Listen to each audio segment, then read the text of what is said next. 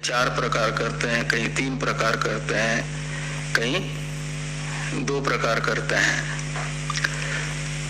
3 प्रकार कब करते हैं? जब सत्वगुण, रजोगुण और तमोगुण को लेकर के विभाग करते तो ये बड़ा सात्विक मनुष्य है, राजस मनुष्य है, तामस मनुष्य कहते हैं। 2 प्रकार करते हैं, ज्ञानी अज्ञानी को लेकर के करो या दैवी संपत्ति असुर संपत्ति को लेकर के करो। संपत्ति यानी संस्कार, स्वभाव। तो दैवी स्वभाव वाला मनुष्य, आसुरी स्वभाव वाला मनुष्य, तो 2 प्रकार हो गए। और 3 उनको लेकर के 3 प्रकार, और 4 प्रकार करते हैं, पामर, विषयी, जिज्ञासु, मुक्त। ऐसे ही वेद के भी अलग अलग विवक्षा भेद से कई प्रकार होते हैं। तो 5 प्रकार होंगे। तो उसमें विधि रूप वेद वाक्य, निषेध रूप वेद वाक्य और अर्थवादात्मक वेद वाक्य, नामधेयात्मक वेद और नामधेय मंत्र, ये 5 प्रकार हो जाते हैं। उनमें से जो विधि रूप वेद है और निषेध रूप वेद है, विधि रूप वेद है यजेत, स्वर्ग काम इत्यादि,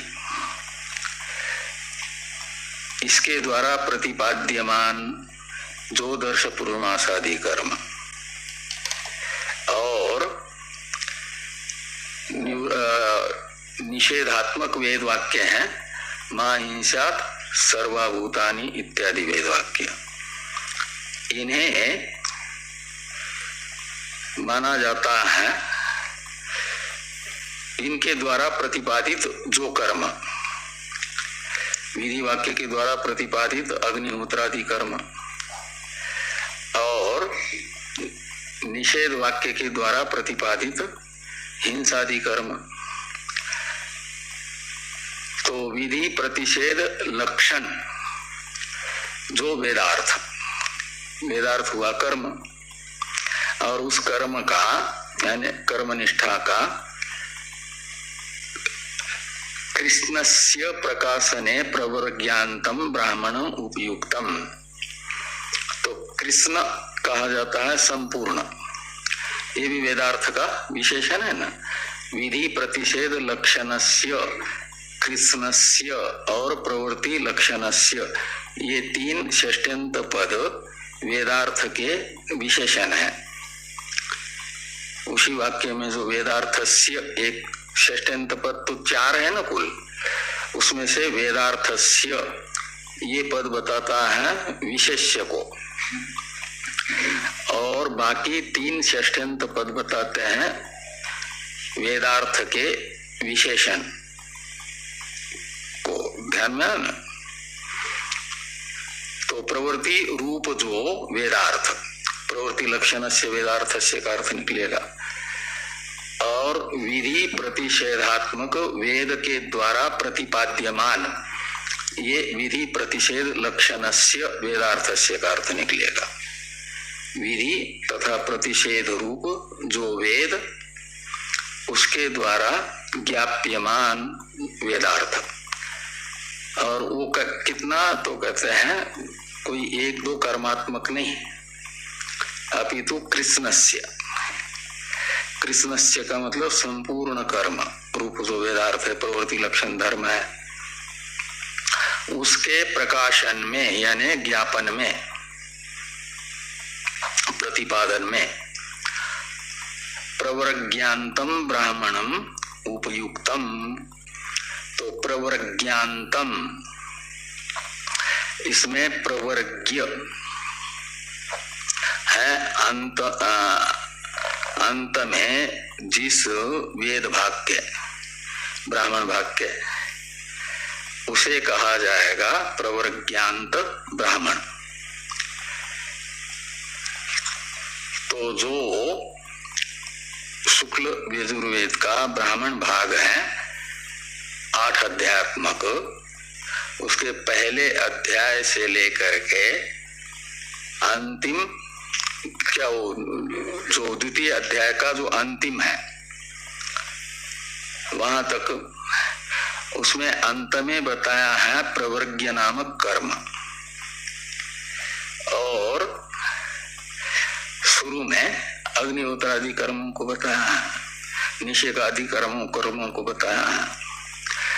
तो प्रवृत्ति लक्षण धर्म को द्वितीय अध्याय के अंतिम ब्राह्मण तक बताया गया।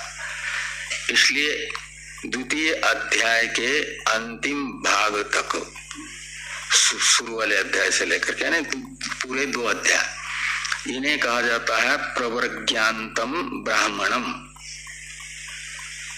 प्रवर्ग्य नामक कर्म को बताने वाला जो द्वितीय अध्याय का अंतिम खंड है, ब्राह्मण है, वहां तक का ब्राह्मण भाग उपयुक्त है, यानी सावकाश है, अर्थवान है। इसमें प्रवृत्ति लक्षण, संपूर्ण प्रवृत्ति लक्षण वेदार्थ को बताने में उपयुक्त है।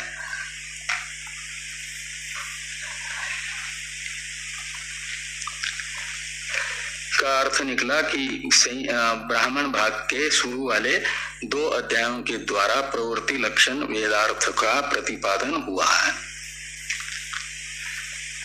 और आगे कहते हैं निवृत्ति लक्षण वेदार्थ को बताने के लिए 6 अध्याय, बृहदारण्यक उपनिषद। तो निवृत्ति लक्षणस्य वेदार्थस्य प्रकाशने अत ऊर्ध्वं बृहदारण्यकम उपयुक्तम। तो अत ऊर्ध्वम, इसमें अतः शब्द का अर्थ है प्रवर्ग्यांत जो ब्राह्मण, यानी द्वितीय अध्याय का अंतिम भाग, और उससे ऊर्ध्वम यानी आगे वाला, वो कौन होगा? अत ऊर्ध्वम का अर्थ निकलेगा तृतीय अध्याय से। बाकी का जो बृहदारण्यक भाग है का मतलब 6 अध्याय है, वे उपयुक्त है, का मतलब सार्थक है, सावकाश है, प्रतिपादन करते हैं। किसका? तो निवृत्ति लक्षणस्य वेदार्थस्य प्रकाशने। तो निवृत्ति लक्षण वेदार्थ है सर्वेषणा संन्यास पूर्वक ज्ञान निष्ठा, और उसके प्रतिपादन में, प्रकाशन में उपयुक्त है 6 अध्याय, तीसरे अध्याय से 8वें अध्याय तक।